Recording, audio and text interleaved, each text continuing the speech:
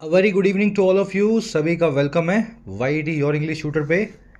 देखिए, इस वीक में हमने 2 क्लासेस मिस की एडिटोरियल्स की, इसलिए आज सैटरडे को भी एडिटोरियल ही करेंगे। कॉन्क्रीट अलायंस नाम का ये द हिंदू का फर्स्ट एडिटोरियल है, आज इसको पढ़ने वाले हैं। बहुत ही प्यारा लिखा हुआ जियो पॉलिटिकल आर्टिकल है। ब्रिक्स की इंपॉर्टेंस की बात करता है। जैसे ही ब्रिक्स में एक्सपांशन हुआ, दुनिया का क्यों इंटरेस्ट इस ग्रुपिंग में बढ़ता जा रहा है। आर्टिकल को हमें पढ़ना है अपने क्विज़ को लेकर के साथ में। आर्टिकल पढ़ते हुए जो पॉइंटर्स मैं आपसे शेयर करूं, इस क्विज़ पे वो आपको अप्लाई करने हैं। सॉल्यूशंस सारे क्विज़ के आपको क्लास के लास्ट में करवाएंगे। इसमें grammar, vocab, idioms, phrases, errors, है ना, हर चीज़ इसमें कवर हो जाएगी। चलिए शुरू करें क्लास को। मन से क्लास को लिया करो और अच्छे से सीखा करो। आइए कुछ नया सीखते हैं।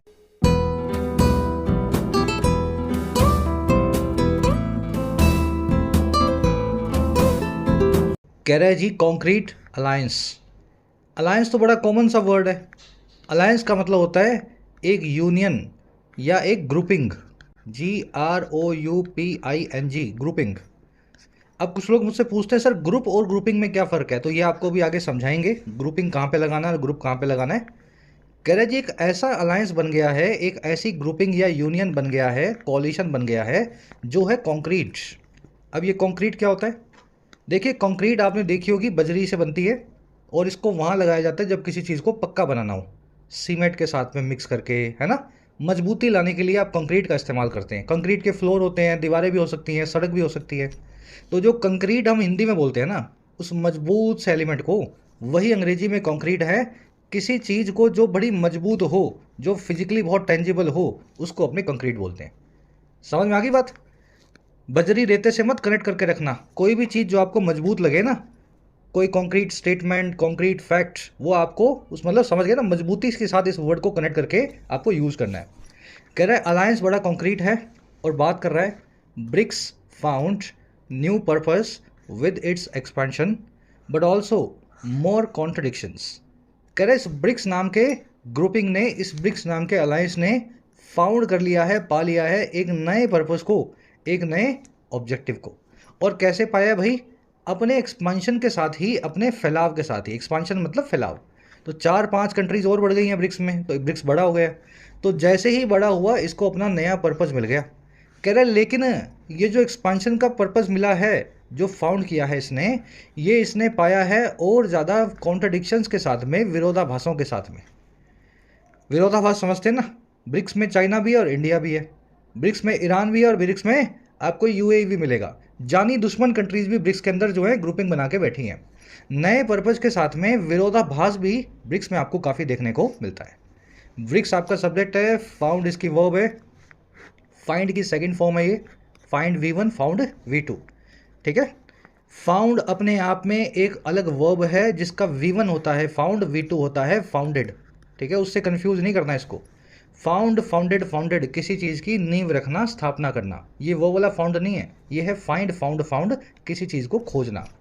कॉन्ट्रडिक्शन आप समझते ही हैं, विरोधाभासों को बोलते हैं। इसके लिए एक बड़ा अच्छा सा कॉमन कॉमन सा वर्ड है, पैराडॉक्स। ठीक है, चलिए आगे बढ़ते हैं। आर्टिकल की सारी वोकैब पे नज़र डालेंगे। एक साथ सारे वोकैबलरी वर्ड्स देख लोगे तो पढ़ते हुए आपको डिस्टर्बेंस नहीं होगी। एज यूजुअल क्लास को एक लाइक और एक शेयर जरूर से देना। आपकी इस लाइक शेयर से क्लास को बहुत रीच मिलती है। और जिन बच्चों ने ऐप को डाउनलोड नहीं किया है, जरूर से अपनी एंड्रॉइड और iOS ऐप को डाउनलोड कर लेना। ऐप पे आपको सभी कोर्सेज मिलेंगे जिनमें पर्सनली आपको गाइडेंस मिल जाती है। राइटिंग के कोर्स में आपको लिखना सिखाया जाता है, आप लिख सकते हैं 70 से 80 घंटों में। इस कोर्स पे कुछ डिस्काउंट चल रहे हैं, फ़ायदा ले सकते हो इस कूपन कोड की मदद से आज। इसी तरीके से यूपीएससी कंप्लीट माइग्रेशन कोर्स में आपको UPSC prelims, mains, answer writing, essay, precis, grammar, vocab, everything is covered in this course. Hindi से, गुजराती से, बंगाली से, पंजाबी से आप इंग्लिश में माइग्रेट कर सकते हैं यूपीएससी किसी भी सिविल सेवा एग्जाम के लिए। इसका भी फ़ायदा ले सकते हैं। बैंकिंग का कोर्स भी अवेलेबल है जिसमें प्रीलिम्स, मेंस सभी बैंकिंग एग्जाम्स की आपको तैयारी करवाई जाती है। इसी तरीके से सभी एसएससी एग्जाम्स का भी फुल प्रैक्टिस पैकेज अवेलेबल है। Download the app today, comment section में ऐप का लिंक रखा है। चलिए अब आगे बढ़े, क्लास को शुरू करें। ये कॉन्टैक्ट नंबर है टीम से बात करने का व्हाट्सएप के थ्रू। चलिए वोकैब शीट है अपनी आज की 26 अगस्त की। ये शीट भी आपको शाम में टेलीग्राम पे मिल जाती है और इसमें डे वाइज आपको हर एडिटोरियल की वोकैब और उसका लिंक भी मिल जाएगा। यहाँ से वीडियो को प्ले करो और सारी वोकैब को साथ साथ देखते जाओ। फ़ायदा ज़रूर से लिया करो टेलीग्राम को डाउनलोड करके। 5 वर्ड्स हैं अपने पास। एविंस से शुरू करेंगे। एविंस वर्ड जो है ना, ये एक एडवांस वर्ड है कॉमन से वर्ड के लिए, एक्सप्रेस या डिमॉन्स्ट्रेट करने के लिए। अगर आप कोई इमोशन दिखा रहे हो, गुस्सा दिखा रहे हो, प्यार दिखा रहे हो, मोहब्बत दिखा रहे हो, सरकाज़म दिखा रहे हो, तो ये आप एविंस कर रहे हो या एक्सप्रेस कर रहे हो। तो आसान भाषा में एक्सप्रेस करना, अच्छी द हिंदू एडिटोरियल की भाषा में एविंस करना। The convict did not evince any remorse for his crime. Convict ने एविंस ही नहीं किया। कॉन्विक्ट मतलब जिसका गुनाह सिद्ध हो गया है, अभियुक्त से जो अब बन चुका है, अपराधी बन चुका है। तो अपराधी ने कुछ भी नहीं एविंस किया, कुछ भी नहीं दिखाया अपने रिमोर्स को, अपने पछतावे को, अपने क्राइम के लिए, अपने गुनाह के लिए। एक्सप्रेस, मैनिफेस्ट करना, इंडिकेट करना, इसके सिनोनिम्स हैं। You will see the word article in the article today. अगला वर्ड है अपना वेदर। ये वही वेदर है जो आपको वो कैब सफारी के फर्स्ट या सेकंड पार्ट में करवाया था। वेदर का मतलब होता है झेलना, फेस और विदस्टैंड करना किसी अनप्लेजेंट चीज़ को ब्रेवली। बहुत बारिश है, आप उसमें बिना छाते के खड़े हो, जीवन में बहुत परेशानी है, फिर भी आप अपनी बहादुरी से अपना जो है अपना फ़र्ज़ निभा रहे हो, तो आप उस वक्त को, परेशानियों को या बरसात को वेदर कर रहे हो। Small businesses usually fail to weather the effects of inflation and recession. छोटे व्यापार अक्सर फेल कर जाते हैं सहने में या झेलने में, सामना करने में इन्फ्लेशन और रिसेशन के इफ़ेक्ट्स को, महंगाई और मंदी के असर को। एंड्योर करना, रेजिस्ट करना, सर्वाइव करना, ये सभी इसके सिनोनिम है। आप इस वर्ड को आर्टिकल में देखेंगे।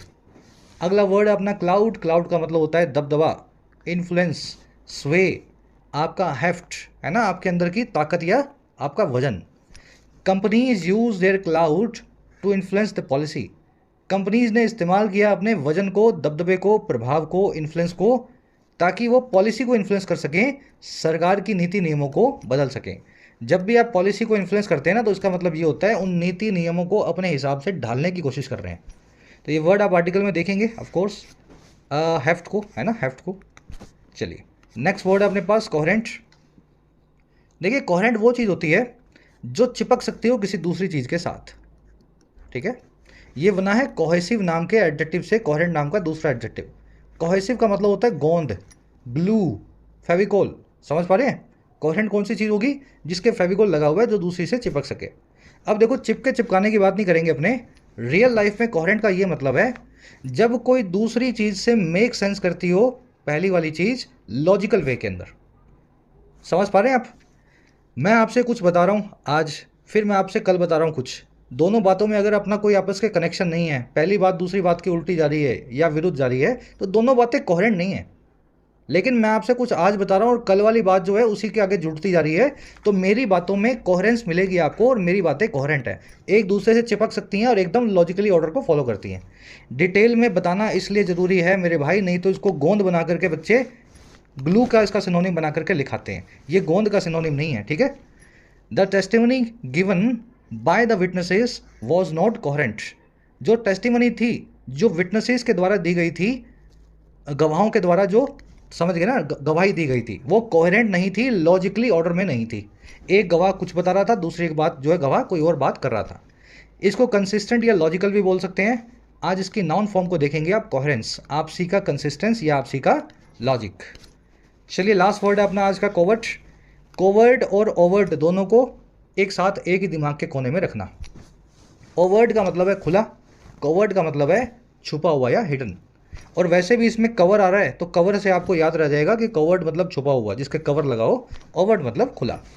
तो छुपे हुए को, सीक्रेट को, हिडन को बोलते हैं कोवर्ट। क्लैंडस्टिन, अल्टीरियर, स्टेल्दी, सरप्टिशियस सभी इसके सिनोनिम्स हैं। सरप्टिशियस बहुत ही एडवांस वर्ड है, एग्जाम से आपने बहुत बार देखा होगा। The soldier was on a clandestine या covert mission at an overseas location. सिपाही जो था एक सीक्रेट मिशन पे था, कोवर्ट या क्लैंडस्टाइन मिशन पे था, विदेश में कहीं पे, ओवरसीज लोकेशन पे। ओवरसीज मतलब 7 समंदर पार किसी दूसरे देश में। तो आज ये वर्ड आप आर्टिकल में ओवर्ट जो है यूज़ होता हुआ देखेंगे, इसका हैंडलिंग। चलिए वो कैब हो गई अपनी। आर्टिकल पे आ जाओ, एक समरी आपको दें किस बारे में लिखा हुआ है। देखिए समरी बड़ी इंटरेस्टिंग है आज की। दुनिया में मेजर डिसीजन जो कंट्रीज लेती हैं या ग्रुप्स लेते हैं, तो वो 3 ही ग्रुप्स हैं, G7, नेटो और यूनाइटेड नेशन सिक्योरिटी काउंसिल में वीटो पावर्स। अगर आप ध्यान से देखोगे तो ये अमीर देशों के ग्रुप हैं। G7 के अंदर आपको इंडिया नहीं मिलेगा, नेटो में इंडिया का मतलब ही नहीं है कुछ, सिक्योरिटी काउंसिल में अपने को वीटो मिल नहीं रहा। और इंडिया ही नहीं, इंडिया जैसी और भी कंट्रीज हैं, जापान है ना, साउथ अफ्रीका है, ब्राज़ील है। तो इन कंट्रीज़ के ना होने की वजह से विकासशील देशों को कभी भी आवाज़ नहीं मिलती है ठीक से इंटरनेशनल प्लेटफॉर्म्स पे। लेकिन अब ये इक्वेशन बदल गई। और कैसे बदली? ब्रिक्स नाम का जो ग्रुप था, ब्राज़ील, रशिया, इंडिया, चाइना और साउथ अफ्रीका का, ये रातों रात 5 से 11 देशों का ग्रुप बन गया है ब्रिक्स के एक्सपेंशन के साथ ही। अब जैसे एक्सपेंशन हुआ, ये ग्रुप अपने आप में 30% वर्ल्ड इकोनॉमी को कंट्रोल करता है। दुनिया के 6 बड़े जो ऑयल एक्सपोर्टर हैं 10 में से, वो इस ग्रुप का पार्ट है। तो रातों रात इसको बहुत ज़्यादा पावर, बहुत ज़्यादा हेफ्ट मिल गया है। हमारा आर्टिकल कह रहा है कि ये बहुत अच्छा वक्त है ब्रिक्स को अपनी आवाज़ को दुनिया के सामने रखना चाहिए। जैसे G7 अमीर देशों की बात करता है, वैसे ही ब्रिक्स जो है विकासशील और डेवलपिंग देशों की आवाज़ बन सकता है। ऑप्टिमिज्म दिखा रहा है इस आर्टिकल में ब्रिक्स के लिए, ऑप्टिमिस्टिक टोन के अंदर लिखा हुआ आर्टिकल है। अब इसको शुरू करेंगे। कह रहा है जी, if there was any doubt about the relevance of the BRICS grouping, Brazil, Russia, India, China और South Africa, which held its 15th summit in Johannesburg this week, the massive global interest in its outcomes should have put those to rest. कह रहे जी, कोई भी अगर doubt था, if there was any doubt, और किस बारे में भाई? अबाउट लगा के बता रहा है। अगर कोई शक था बारे में रेलेवेंस को लेकर के, प्रासंगिकता को लेकर के, या एक्सेप्टेबिलिटी को लेकर के। रेलेवेंस का मतलब समझते हैं ना, 2023 में कौन सी चीज़ कितने कामगर है, वो उसकी रेलेवेंस को बताएगी। कह रहा है अगर कोई डाउट था ना प्रासंगिकता को लेकर के या रेलेवेंस को लेकर के ब्रिक्स नाम के इस ग्रुपिंग का, जिसमें ये 5 मेंबर्स आते हैं, 5 कंट्रीज आते हैं, कह रहा है वही ये ग्रुपिंग है विच जिसने रखा या हेल्ड किया अपने 15वें शिखर सम्मेलन को, समिट को या टॉप कॉन्फ्रेंस को जोहान्सबर्ग में, साउथ अफ्रीका में, इसी वीक, दिस वीक, इस हफ्ते। कह रहा है अगर कोई डाउट था तो हुआ क्या? हुआ ये कि जो मैसिव ग्लोबल इंटरेस्ट आया है, जो बहुत बड़ा दुनिया का रुचि आई है, इंटरेस्ट आया है इस मीटिंग के आउटकम्स में, इस समिट के नतीजों में, कह रहा है उसको पुट कर देना चाहिए इन सारे डाउट्स को, दोज को, टू रेस्ट, यानी कि रेस्ट की तरफ, आराम की तरफ। Put something to the rest का मतलब है किसी चीज़ को ख़त्म कर देना, पूर्ण विराम दे देना, अंत कर देना। आई बात समझ में? कह रहा है अगर कोई डाउट था इस ग्रुपिंग को लेकर के, जिसने अभी 15वीं अपनी मीटिंग की भी है साउथ अफ्रीका में, तो अगर आप मीडिया का भी रिस्पांस देख लो तो सारे आपके डाउट जो हैं ख़त्म हो जाने चाहिए। ऐसा रिस्पांस मिला है कि अब डाउट करने की कोई बात है ही नहीं। जो ब्रिक्स है अपने आप में 2023 में काफ़ी रेलेवेंस हो गया है।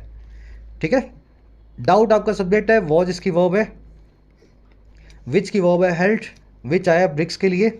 ब्रिक्स एक ग्रुपिंग का नाम है। ग्रुप और ग्रुपिंग में क्या फ़र्क होता है आपको समझा देते हैं। देखिए, ग्रुप होता है स्टैटिक और ग्रुपिंग होता है डायनामिक। आज ब्रिक्स में 5 लोग थे, कल 5 थे, आज 11 हो गए। ब्रिक्स के अंदर कभी एक आदमी निकल करके बाहर भी जा सकता है, और ये कुछ काम करते हैं मिल करके, ऐसा नहीं है ग्रुप बना करके बैठे हैं। ग्रुप क्या होता है? एकदम पैसिव सा होता है, हमने ग्रुप बना रखा है जी, कुछ काम कर रहे हैं नहीं कर रहे, बस ग्रुप बना रखा है। ग्रुपिंग वर्ड का इस्तेमाल करके आप ऐसा बताना चाहते हैं कि ग्रुप अपने आप में काफ़ी डायनेमिक है, बड़ा या छोटा भी हो जाता है, और इसके ऑब्जेक्टिव्स भी चेंज होते रहते हैं। पैसिवली किसी काम को नहीं कर रहे, एक्टिवली पूरा जो है अपना ऑपरेशंस कर रहे हैं। तो समझ के ग्रुप और ग्रुपिंग के बीच का डिफरेंस यही है, बहुत माइन्यूट है लेकिन आना चाहिए आपको। चलिए, इंटरेस्ट की वर्ब है शुड हैव पुट। पुट के बाद जो दोज लगाया गया है वो लगाया गया डाउट के लिए। टेक्निकली देखो, डाउट को ही ख़त्म करना था ना, इंटरेस्ट ने डाउट को ही ख़त्म किया हुआ होता, should have put those two rest. तो यहाँ पे पुट के बाद में जो दोज लगाए डाउट के लिए गलत है। एक्चुअल में आपको दोज तो रखा रहने दो, डाउट की जगह डाउट्स लगा दो। If there were any doubts, were there any doubts, the massive interest in the outcomes should have put those doubts to rest. Those यहाँ पे डाउट्स की बात करेगा। ठीक है, समझ पाए ना कॉन्सेप्ट क्या बताना चाह रहा हूँ मैं आपको। ये एडिटर तो गलती करता है, लेकिन आपके एसएससी बैंक में इस गलती की गुंजाइश एग्जामिनर आपको नहीं देगा।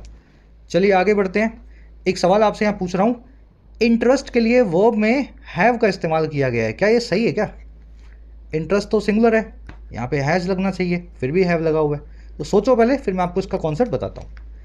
कह रहा है जी आगे, ever since the grouping set up as a coalition of emerging economies said last year that it was open to new members.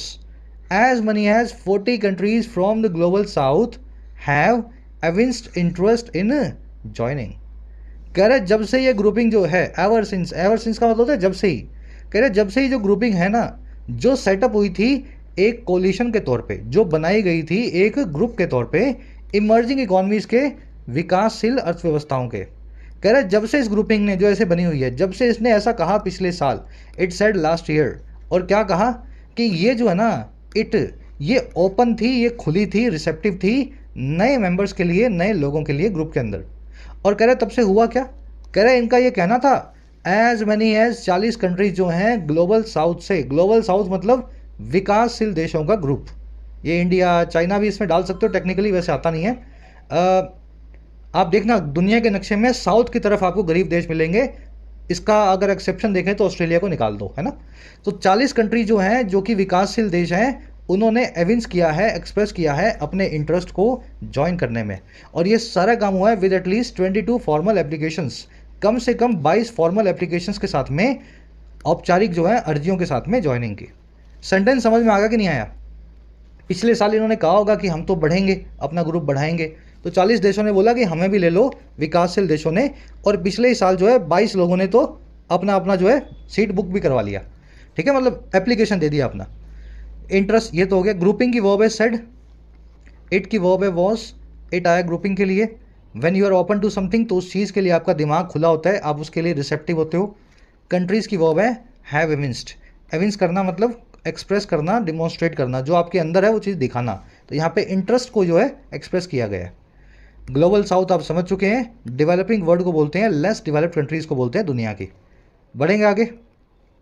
आगे कह रहा है जी, the decision to more than double its partnership overnight from 5 to 11 by including 4 major Middle Eastern players, Egypt, Iran, Saudi Arabia and UAE, as well as Ethiopia and Argentina from Africa and South America respectively, is significant।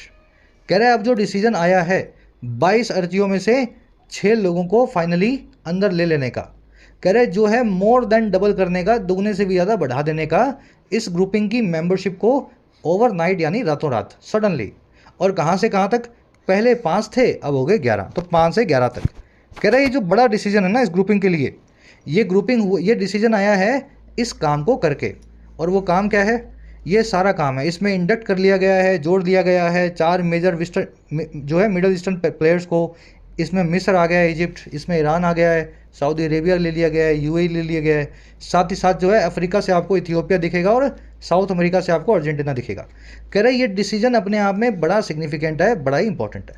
Sentence बहुत छोटा है ये, the decision to more than double its membership overnight is significant. ये बीच में इसने बता दिया 5 से 11 किया है, और इन सब लोगों को, इन सब कंट्रीज़ को इंडक्ट करके किया गया है। इंडक्ट करने का मतलब होता है किसी को फॉर्मली किसी ऑर्गेनाइजेशन का या ग्रुपिंग का पार्ट बनाना। आपकी अगर नौकरी लगेगी किसी प्राइवेट जॉब में, तो वो कंपनी आपको एक इंडक्शन प्रोग्राम भी कराएगी, प्राइवेट में, गवर्नमेंट में, कहीं भी, जहाँ पे आपको वेलकम किया जाएगा, कंपनी के ऑर्गेनाइजेशन के बारे में बताया जाएगा। तो इंडक्ट करना, किसी ग्रुपिंग का पार्ट बनना। चलिए और आगे बढ़े, सब समझ आ रहा है ना। कह रहे जी द एंथुसियाज्म इज़ ऑब्वियस, ये जो सारा जोश है ये ऑब्वियस है, होना ही चाहिए, बिल्कुल एकदम साफ है।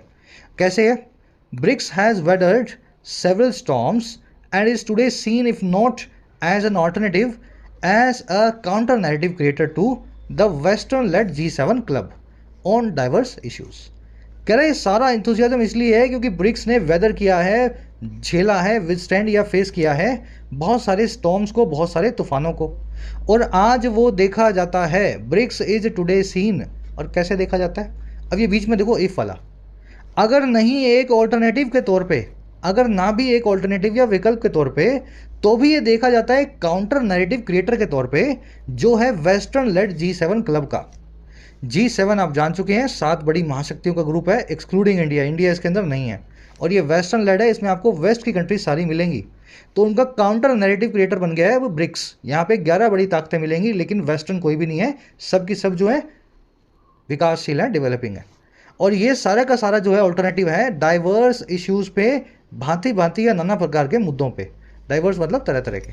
अब मुद्दे आपको यहाँ बता रखे हैं, मुद्दे सारे ये हैं जी, from climate change commitments and UN reform to its rejection of unilateral western sanctions against Iran, Russia and Venezuela. बात हो रही है इन इश्यूज़ की, कहाँ से, क्लाइमेट चेंज को लिए गए वादों से और संयुक्त राष्ट्र संघ में UN के अंदर होने वाले सुधारों से। कह रहे यहाँ से लेकर के फ्रॉम, और कहाँ तक, इस ग्रुपिंग के रिजेक्शन तक, इसके खारिज कर देने तक एक तरफा लगाए गए वेस्टर्न महाशक्तियों के द्वारा लगाए गए प्रतिबंधों को यूनिलेटरल यानी एक तरफा, और किसके अगेंस्ट लगाए गए हैं? ईरान के, रशिया के और वेनेजुएला के। तो इन सारे मुद्दों पे वेस्ट जो है ग्लोबल साउथ को दबाता है, क्योंकि वेस्ट की चलती है, नेटो भी इन्होंने बना रखा है, G7 भी इनका है, वीटो भी इनके पास है। तो रशिया पे सैंक्शन लगा देते हैं, ईरान को कब से दबा रखा है, वेनेजुएला को तबाही कर दिया इन्होंने, है ना। तो इसलिए क्या करा है कि ये अब जो है ना ब्रिक्स की खुद की पावर होगी, और ब्रिक्स को देखा जा रहा है कि ये काउंटर नैरेटिव क्रिएटर है, ये वेस्ट के सामने झुकेगा नहीं, हर मुद्दे पे अपनी बात भी रखने की कोशिश करेगा। ब्रिक्स की वो है हैज़ वेदर्ड। वेदर मैंने आपको वो कैब सफारी सीरीज में सिखाया भी था, किसी चीज़ को झेलने को या कॉप विद करने को बोलते हैं। दूसरी ब्रिक्स की वर्ब है is today seen passive voice में, BRICS has weathered several storms and BRICS is seen as a counter narrative creator. BRICS कोई प्लूरल ग्रुपिंग नहीं है, पीछे एस देख लेना, ये एस साउथ अफ्रीका के लिए लगा है, ठीक है ना। ये ब्रिक्स है, यानी समझ गए ना, एस का मतलब कुछ प्लूरलिटी से नहीं है इसका, वर्ब इसकी हमेशा सिंगुलर ही लगेगी, हैज़ और इज। डाइवर्स मतलब तरह तरह के, वेरियस बोल सकते हैं इसको। यूनिलेटरल मतलब एक तरफा, इसका बिल्कुल दूसरा एस्पेक्ट है। बाईलेटरल मतलब दो तरफा, ट्राईलेटरल मतलब कई तरफा, है ना। मल्टीलेटरल मतलब बहुतरफा। तो ऐसे आप इसको याद रखें। लेटरल मतलब एस्पेक्ट या तरफ। कह रहे जी by also creating the new development bank which has funded nearly 100 projects so far, instituting a contingent reserve arrangement and other institutional mechanism, the BRICS countries have also shown their ability to work on practical initiatives. अब कह रहे सिर्फ कागजों में नहीं बनाए group, कह रहे जी साथ ही साथ क्रिएट करके एक नए डेवलपमेंट बैंक को, जिसने फंड कर दिया है लगभग 100 प्रोजेक्ट्स को अभी तक सो फार। कह रहे जी ऐसा करके, और दूसरा क्या करके? इंस्टीट्यूट करके, बना करके, फॉर्म करके एक कंटिंजेंट रिजर्व अरेंजमेंट को। कंटिंजेंट मतलब इमरजेंसी, अरेंजमेंट मतलब अरेंजमेंट, है ना, व्यवस्था। रिजर्व का मतलब होता है एक्सेस या स्पेयर, है ना, जो जरूरत के वक्त काम आए।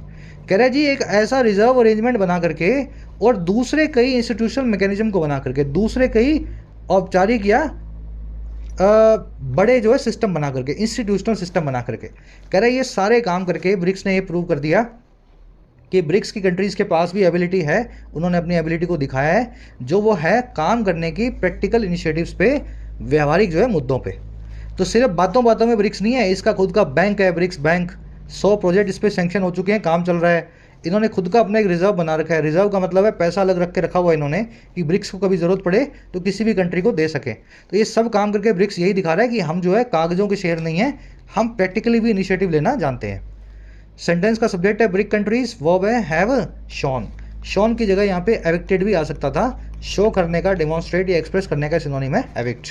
मैकेनिज्म का मतलब होता है सिस्टम। विच की वर्ब है हैज़ फंडेड, ये विच आया of course new development bank के लिए। कह रहे जी while the grouping may not yet rival the wealth of the G7, it does now rival it share of global GDP approximately 30% each. कह रहे जहाँ ये ग्रुपिंग है, हो सकता है ये अभी राइवल ना कर सके। राइवल करना यानी किसी का राइवल बनना, वर्ब फॉर्म में यूज हुआ है राइवल, किसी को कंपटीशन देना। कह रहे जहाँ अभी इसमें इतना बूता नहीं है ब्रिक्स में कि ये कंपटीशन दे सके पूंजी को, वेल्थ को G7 कंट्रीज़ के।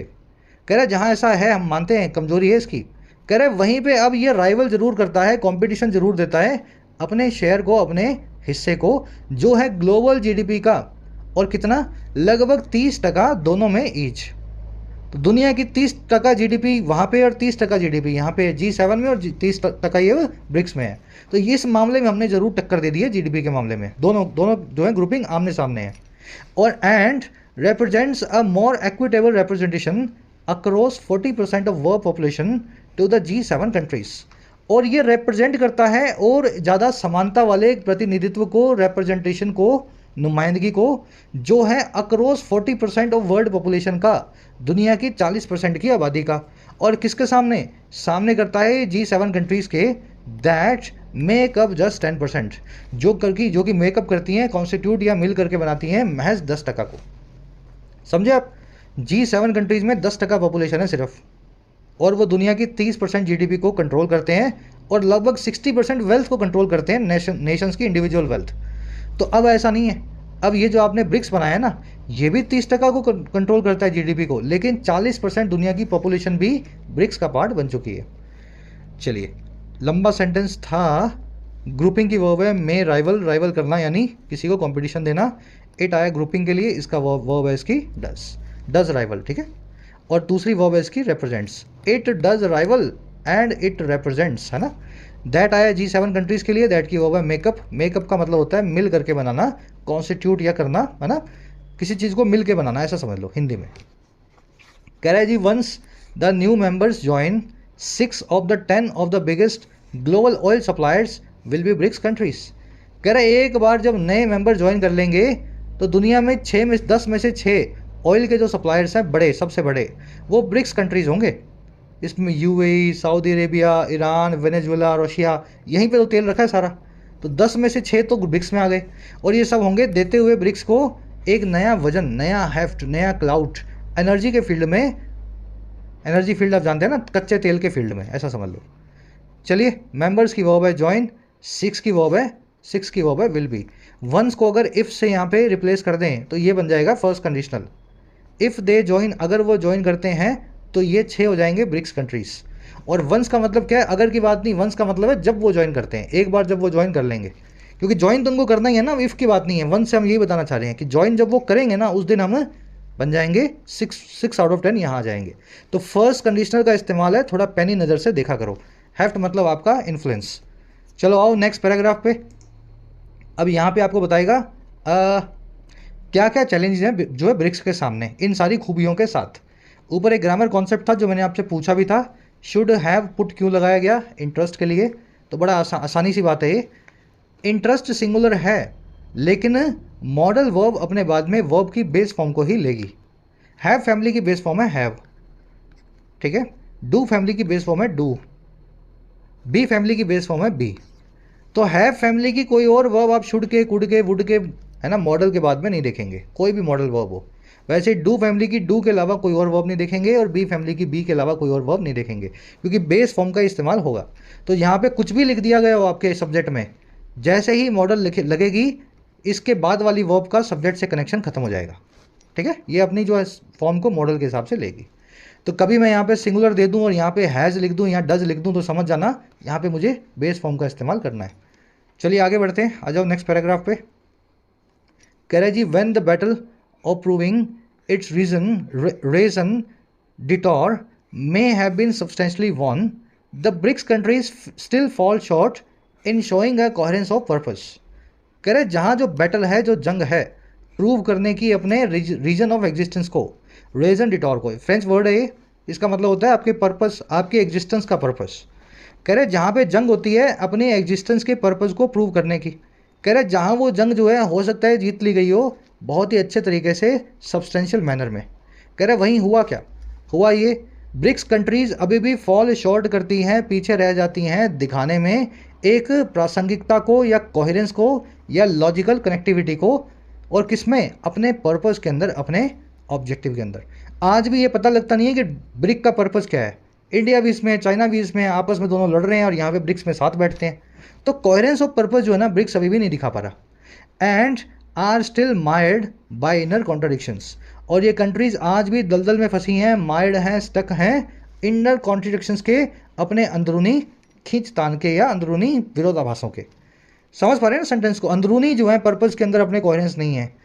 चाइना चाहता है मैं डोमिनेट कर लूँ ब्रिक्स को, इंडिया चाहता है कि ब्रिक्स को डोमिनेट ना करने दें चाइना को। अब बात बीच में आपने UAE को मिला लिया, जो UAE अमेरिका का दोस्त है, पक्का दोस्त है, अब वो ब्रिक्स का पार्ट कैसे बनेगा। बैटल की वर्ब है may have been won, countries की वर्ब है फॉल शॉर्ट। बैटल के लिए आपने अगेन हैव का इस्तेमाल किया है, जो कॉन्सेप्ट आपको ऊपर बताया था उसी का इस्तेमाल हुआ है यहाँ पे। मे नाम की मॉडल वर्ब लग गई है, इसके बाद वर्ब की बेस फॉर्म लगेगी, बैटल के हिसाब से हैज़ मत लगाया ना, ठीक है। मॉडल के बाद में वर्ब जो है मॉडल के हिसाब से आती है। फॉल शॉर्ट करना यानी पीछे रह जाना। ब्रिक्स की कंट्रीज़ की दूसरी वर्ब है आर मायर्ड। मायर का मतलब होता है स्टक होना दलदल के अंदर। कोहेरेंस आप जानते हैं, चीज़ों का लॉजिकली ऑर्डर में होना या कंटिन्यूटी में होना, कनेक्टिविटी में होना। कह रहे the rivalry between India and China has no doubt slowed the grouping down. कह रहे जो आपसी कंपटीशन है, राइवलरी है, दुश्मनी है, ऐसा समझ लो, इंडिया चाइना के बीच में, इसने नो डाउट स्लो डाउन किया है, धीमा बनाया है इस ग्रुपिंग के कामकाज को। कह रहा and the induction of arch rivals Iran and Saudi Arabia UAE despite their recent detente could well create similar issues for the group in the future.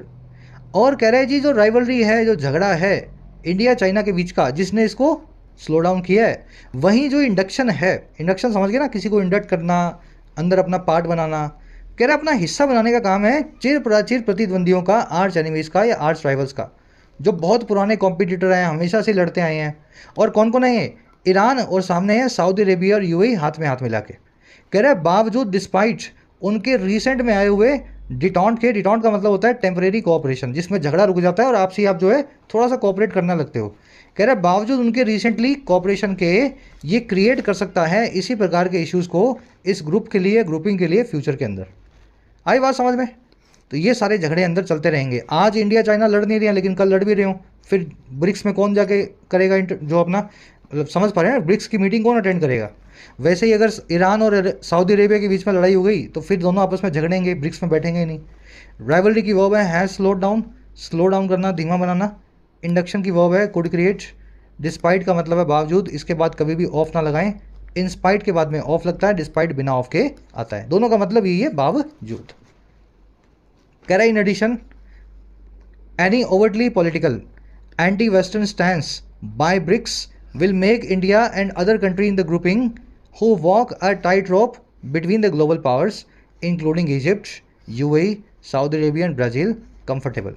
अब ये लंबा सेंटेंस है पर बहुत छोटा सा है, अगर इसको आपको बीच वाला निकाल दो तो कह रहे जी इसी साथ साथ इन एडिशन कोई भी overtly political anti western stance हुआ, कोई भी खुले तौर पे क्लियरली या ओपनली राजनीतिक और वेस्टर्न कंट्रीज़ के खिलाफ हमारा कोई पोजीशन हुआ, और किसका? ब्रिक्स का। कह रहे वो मेक करेगा इंडिया को और दूसरी कंट्रीज़ को इस ग्रुपिंग में अनकंफर्टेबल, यानी कि कंफर्ट से बाहर। अब वो दूसरी कंट्रीज़ कौन है ये बीच में बता दिया। कह रहे ये वही सब कंट्रीज़ हैं जो वॉक अ टाइट रॉप कर रही हैं। टाइट रॉप पे चलना यानी रस्सी पे चलना, पूरा बैलेंस बना के चलना। कह रहे ये वही कंट्रीज़ हैं जो बड़ी मुश्किल से बैलेंस बना के चल रही हैं, टाइट रॉप पे वॉक कर रही हैं। और किस किस के बीच में? ग्लोबल पावर्स के बीच में, रशिया, चाइना और यूएस के बीच में, जिनमें और कंट्रीज़ भी शामिल है इंडिया के साथ साथ। इजिप्ट शामिल है, यूएई है, अरेबिया है और ब्राज़ील है। इन सबको अनकंफर्टेबल बना देगा ब्रिक्स का कोई भी एंटी वेस्टर्न मूव या कोई स्टांस। समझ में आ गया सेंटेंस? स्टांस जो है, स्टांस मतलब पोजीशन, इसको आप पोजीशन ही बोलते हैं ना, कॉमन सेंस का सिनोनिम यही है। इसकी वर्ब है विल मेक। हु आया है अदर कंट्रीज़ के लिए, हु की वर्ब है विल वॉक है tightrope. Walk a tightrope का मतलब होता है जी बड़ी मुश्किल से बैलेंस बना के चलना, सबको खुश करने की कोशिश करते हुए चलना, है ना। झगड़ा किसी से करना नहीं, कुछ ऐसा करना है कि सारे जो आपसी दुश्मन है वो मेरे दोस्त बने रहें। तो ऐसे मुश्किल हालात में काम करने को कहते हैं वॉक अ टाइट रॉप करना। अब ये वॉक से बनने वाली 5 इडियम है जो एक एक लड़के और लड़की को याद होनी चाहिए। नींद में से आपको हिला के पूछा जाए तो आपको पता हो। एक दो दिन में अच्छी भी हैं, जैसे वॉक डाउन द आइल, क्या मतलब होता है इसका? वॉक डाउन द आइल मतलब टू गेट मैरिड, ये तो आपको याद रह जाएगी वैसे भी, है ना। रन बिफोर यू वॉक, इसका क्या मतलब होता है? देखो जी आपके पास काम है यहाँ से लेकर के वहाँ तक जाने का, 10 किलोमीटर का फासला है, ठीक है। आपका मन नहीं कर रहा, सुबह सुबह आपको थकान हो रही है इस काम का नाम सुनते ही। अगर इस काम से थकान भगानी है ना तो शुरू का 1 किलोमीटर रनिंग कर लो, ठीक है। रनिंग करोगे ना तो ये रास्ता आपसी बाद का आपको बड़ा ईजी लगने लगेगा। इसी को अंग्रेजी में बोलते हैं रन बिफोर यू वॉक। इसके लिए एक और इडियम अंग्रेजी में, टू ईट फर्स्ट द या eat the frog first in the morning, ठीक है। ईट द फ्रॉग फर्स्ट, आपको समझ गए ना। अब इसका मीनिंग निकाल लेना आप। ईट द फ्रॉग फर्स्ट का मतलब भी ये मुश्किल काम को पहले करना है। पहले फ्रॉग खाओगे सबसे पहले, फिर आपको कुछ चिकन मिलेगा, मटन मिलेगा जो आपको खाना है ना। पहले मेंढक खाओगे, वहाँ से फिर आपको सब इजी लगने लगेगा। तो ये याद रखेंगे, दोनों इडियम्स बड़ी कॉमन सी हैं। वॉक द वॉक का मतलब होता है अपनी बात पे खरा उतरना, to deliver on your promise, on your promises, ठीक है। वॉक द वॉक को आप वॉक द टॉक भी बोलते हैं, दोनों ही फॉर्म्स इसकी सही हैं, ठीक है। वॉक द वॉक या वॉक द टॉक। फिर है जी वॉक ऑन थिन आइस या walk on thin line. Thin line या थिन आइस पे चल रहे हैं तो आप बड़े डेंजरस सर्कमस्टेंसेस से गुजर रहे हैं। To perform in dangerous circumstances. भाई थिन आइस कैसी होती है, आपको समझ में आ रहा है कैसी होती है? ऐसी थिन आइस मतलब जिसमें अगर आपका जूता अंदर चला गया तो आप पानी में चले जाओगे। आइस की पतली सी एक ऊपर लेयर है, सर्कमस्टेंसेस। तो उस पर चलना अपने आप में बड़ा खतरे का काम है, अंदर चले जाओगे आप बिल्कुल, अगर थिन आइस पे पाँव पड़ गया तो वैसे ही आप वॉक ऑन थिन आइस बोलते हैं। लास्ट है वॉक ऑन एग शेल्स। देखिए एग शेल्स पे वॉक करने का मतलब है किसी को नाराज ना करना, to be very careful in your demeanor. Egg shell क्या होती है? डिमीनियर, स्पेलिंग नहीं देख पा रहा हूँ मैं इसकी, एक मिनट में चेक कर लेता हूँ। डिमीनर, ठीक है। एग शेल्स क्या होती हैं? अंडे के छिलके। अगर आप उन पर पाँव रखोगे ना तो आवाज़ करेंगे वो, बड़ी ही मतलब कान में चुभने वाली। अगर आप वॉक ऑन एग शेल्स कर रहे हैं तो आप इस तरीके से चल रहे हैं कि अंडे के छिलके फूटे नहीं, यानी कि आपके आसपास का कोई भी आदमी नाराज़ ना हो, आप बस अपना काम करके निकल जाओ, केयरफुली अपने डिमीनर में रहो। तो ये सारे अलग अलग ईडियम्स हैं, मेरे ख्याल से आपको याद होनी चाहिए, आज के क्विज़ में पूछी गई हैं। बढ़े आगे। ये जो आइल है ना, आइल, ये AISL होता है। आइल का मतलब होता है चर्च का वो वाला रास्ता जहाँ पे मैरिड कपल हाथ में हाथ डाल करके प्रीस्ट की तरफ जाता है, पॉप की तरफ जाते हैं ना मियाँ बीवी हाथ में हाथ डाल के, तो उस रास्ते को, उस गैलरी को आइल बोलते हैं। अगर आप वॉक द आइल कर रहे हैं तो आप शादी कर गए हैं, मतलब किसी से मैरिड हो गए हैं आप, है ना। आगे बढ़ते हैं। कह रहे जी Russia's invasion of Ukraine too has caused uneasiness and BRICS members did not vote as a bloc on any of the UN votes. कह रहा रशिया का भी जो इन्वेजन था यूक्रेन का, उसने भी कॉज किया है बहुत सारी अनईजीनेस को, बहुत सारे अशांति को, है ना, कंफर्ट से बाहर जाने वाली चीज़ों को। और कह रहा है और ब्रिक्स के मेंबर ने वोट किया ही नहीं एक ब्लॉक बन करके, एक ग्रुप बन करके किसी भी UN के वोट पे, सब ने अपना अलग अलग वोटिंग किया है, चाइना ने कुछ और, इंडिया ने कुछ और। कह रहा है जी nor did any of the members या other members support Russia's action, और ना ही दूसरे किसी मेंबर्स ने सपोर्ट किया है रशिया के एक्शंस को। तो बिल्कुल भांति भांति का रिस्पॉन्स दिया है रशिया पे सभी ने, और मिल करके दे नहीं पाते हैं, ये इसकी कमजोरी है ब्रिक्स की। इन्वेजन की वर्ब है हैज़ कॉज्ड। इन्वेजन का मतलब होता है हमला करके अंदर घुस जाना, जैसे रशिया घुसा है यूक्रेन में। मेंबर्स की वर्ब है डिड नॉट वोट। अच्छा, ये जो आप नोर देख रहे हो, इसके बाद में सब्जेक्ट लिखा गया है any of the other members, ठीक है, सब्जेक्ट है any of the other members, और इसकी वर्ब जो है ना, वर्ब रखी गई है सब्जेक्ट से पहले। नॉर की वर्ब जो है देख रहे हो, सब्जेक्ट की हेल्पिंग वर्ब पहले रखी गई है और मेन वर्ब बाद में। इसी को बोलते हैं अंग्रेजी में इन्वर्जन। और ये क्यों हुआ है? क्योंकि सेंटेंस की शुरुआत में नेगेटिव एडवर्ब आ गई थी। Nor, neither, hardly, barely, scarcely, seldom, under no circumstances, in no way, nowhere. Grammar series part number 20 चला के देख लो, सारी एडवर्ब्स आपको करवाई गई हैं। ये जब भी सेंटेंस की शुरुआत में आएंगी, मैंने आपको 15 बताई हैं, इनमें से 10, 12, 15 में से जब भी कोई सेंटेंस की शुरुआत में आएगी या क्लॉज में आएगी, बिगिनिंग के क्लॉज में, तो हेल्पिंग वर्ब को सब्जेक्ट से पहले खींच करके ले आएगी। तो ये फॉर्मूला याद रखेंगे, आज के क्विज में आपसे इस पर क्वेश्चन बनाया गया। कह रहे जी above all any attempts to by China to overpower the grouping with its strategic and economic vision will require a firm pushback. कह रहे कि सब चीज़ों से ऊपर, अबव ऑल, कोई भी कोशिश होती है बदमाश चाइना के द्वारा, और क्यों कि वो ओवर पावर करे, वो डोमिनेट करे, सबको नीचा दिखा करके ऊपर चढ़ जाए, और कहाँ पे? इस ग्रुप के। और कैसे? अपनी स्ट्रेटेजिक और इकोनॉमिक विजन के जरिए। चाइना की विजन बहुत लंबी है, हमसे 5 गुना बड़ी इकॉनमी है, हमसे बड़ी मिलिट्री है, स्ट्रेटेजिक मामले में बहुत एडवांस्ड है, इंडिया से काफ़ी एडवांस्ड है। तो कह रहे हैं अपनी इन सभी ताकतों का इस्तेमाल करके ये चाइना अगर कोई भी अटैम्प्ट दिखाए तो कह रहे हैं जी इसको ज़रूरत होगी एक मजबूती से पुशबैक की। पुशबैक होता है जी सामने से काउंटर रिप्लाई। कह रहा है if the foundational ideas of BRICS to assert the strategic economy of its members is to be followed. कह रहा है और ये तभी करना है चाइना के सामने अगर जो आधारभूत आइडिया है ब्रिक्स का, जो है असर्ट करने का, मजबूती से क्लेम करने का, स्ट्रेटेजिक इकोनॉमी को, अपने अपने कंट्री की स्ट्रेटेजिक जो है इंडिपेंडेंस को, आज़ादी को, इसके सभी मेंबर्स की। कह रहा है अगर उसको फॉलो किया जाना चाहिए, अगर उसको फॉलो करना है तो ब्रिक्स ऐसे ही बना है कि कोई कितना भी पावरफुल हो ब्रिक के अंदर बराबर है। चाइना अगर बदमाशी करे तो ज़रूरत होगी सब कंट्रीज मिल करके उसको पुशबैक दें, चाइना को काउंटर रिप्लाई दे करके अपनी जगह दिखाएं। तो ये झगड़े हैं ब्रिक्स के अंदर के। अटेम्प्ट्स सब्जेक्ट है, विल रिक्वायर इसकी वर्ब है, आइडिया की वर्ब है इज, असर्ट करना, क्लेम ठोकना, दावा ठोकना मजबूती के साथ। कह रहा है eventually it is the promise of shared prosperity and a more democratic model of global governance that attracts so many in the global south to the grouping. कह रहे जी अगर आखिरकार देखें इवेंचुअली तो ये प्रॉमिस ही है या वो वादा ही है जो है शेयर्ड प्रोस्पेरिटी का, सबकी मिलीजुली संपन्नता का। प्रोस्पेरिटी क्या होता है? वेल्थ, पीस, संपन्नता, मनी। तो कह रहे ये वादा ही तो है सबकी प्रोस्पेरिटी का और एक और ज़्यादा डेमोक्रेटिक मॉडल का लोकशाही वाले इस मॉडल का जो है ग्लोबल गवर्नेंस का, दुनिया भर में गवर्नेंस करने का। कह रहे यही वादा अट्रैक्ट करता है इतने लोगों को विकासशील देशों के ग्रुप में से, ग्लोबल साउथ में से इस ग्रुपिंग की तरफ। इसी के ऊपर ये ग्रुप बना है और इसीलिए सब कंट्री जिसमें आना चाहती हैं। कह रहे and will provide the motor for an expanded lineup of BRICS countries. और यही जो है प्रोवाइड करेगा मोटर को। मोटर होता है जी मसाला, जिसको मिला करके आप ईंटों को जोड़ देते हैं, सीमेंट कंक्रीट बजरी सब मिलाते हैं ना, बिल्डिंग एलिमेंट बोलते हैं मोटर को। और कह रहे यही वो जो है ना, यही प्रॉमिस, यही वो मसाला ला के देगा एक और बड़े लाइनअप का और बड़े मेंबर ग्रुप्स का लिस्ट का, ब्रिक्स कंट्रीज़ के, ब्रिक्स के देशों के 11 से 18 या 19 या 25 भी हो सकते हैं, है ना। इट की वर्ब है इज़, दूसरी वर्ब है विल प्रोवाइड। दैट आया जी प्रॉमिस एंड मॉडल के लिए। प्रॉमिस एंड मॉडल के लिए, मॉडल और प्रॉमिस दोनों को इसने सिंगुलर नाउन की तरह यूज़ किया है। प्रॉमिस एंड मॉडल जो है वो अट्रैक्ट करते हैं बहुत लोगों को।